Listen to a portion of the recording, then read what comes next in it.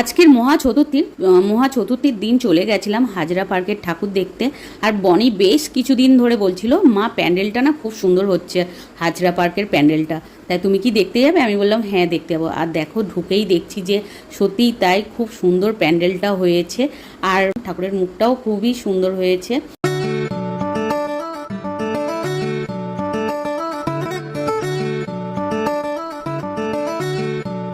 এখানে ঠাকুরটাকে যতবার দেখছি আর ততবার মুগ্ধ হয়ে যাচ্ছিলাম। তারপর ঠাকুর দেখে চলে গেছিলাম, মানে যাচ্ছিলাম রাস্তা দিয়ে যেতে যেতে দেখলাম যে এখানেও একটা ঠাকুর উঠেছে।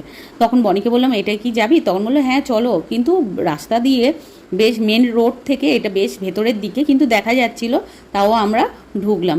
ঢুকেই দেখলাম এখানে ছোট্ট ছোট্ট খড়ের ঘর করেছে।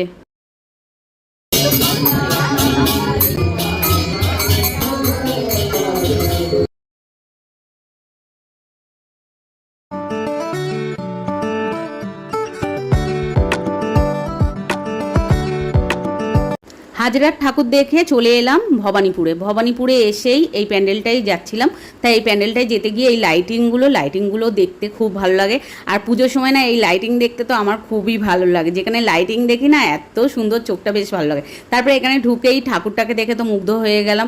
এখানে যে কটা ঠাকুর দেখেছি সব কটাই সুন্দর। এইটা নিয়ে 3টে ঠাকুর দেখলাম, 3টেই ঠাকুর আমার খুবই ভালো লেগেছে।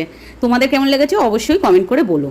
কেমন লাগছে? দারুণ লাগছে। আমরা এখন হাজরার এইদিকে ঠাকুরগুলো দেখি। এইটা হচ্ছে 68 পল্লী, দেখালাম তো ভিডিওর মধ্যে।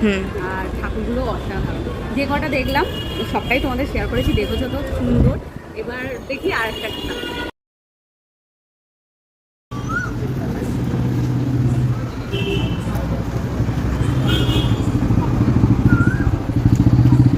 এবার আমরা চলে এলাম ঐকতনে এসেই ঢুকেই কোকিলের আওয়াজ। আর দেখতেই পাচ্ছ গাছে গাছে অনেক কোকিল, তাই কোকিলের ডাক শুনে মনে হচ্ছিল আমরা ভোরবেলায় ঠাকুর দেখতে এসেছি। আর তারপরে ফিল দিচ্ছিল ওরকম, তোমাদেরও ওরকম মনে হলো না? ফিল দিচ্ছে, তাই এই ঠাকুরটাকেও দেখে বেশ ভালো লাগলো। আর পায়ে দেখো একদম রিয়েল ঝুমুর পরা। তারপর চলে গেছিলাম বকুল বাগানের ঠাকুরটা আমার অতটাও ভালো লাগেনি। তোমাদের কেমন লেগেছে তোমরা অবশ্যই কমেন্ট করে বলো।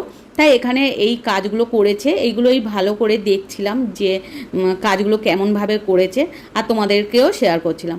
তারপরে এরকম কাজ দেখতে দেখতে, আর এই যে সামনে এই কাজটা করেছে না, এটা না, এরপরে যে কাজটা করেছে এইটা হচ্ছে ওই কাপ আর হচ্ছে কড়ির, আর একটা হচ্ছে বাটি